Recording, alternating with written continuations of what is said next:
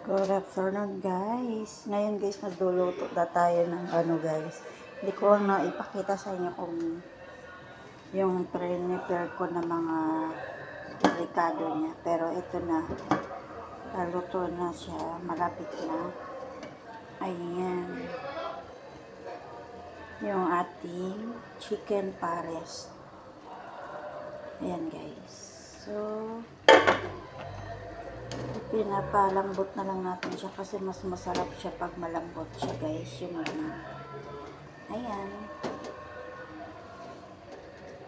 chicken pares. So mamaya meron pa tayong ingredients na ilagay dyan. So ayan, takipan na lang natin siya muna hanggang sa malambot na malambot siya.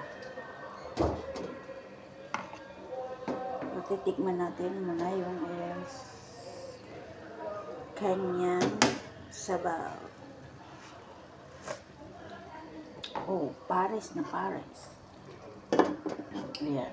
So, ngayon marami akong hugasan, oh. Marami akong hugasan.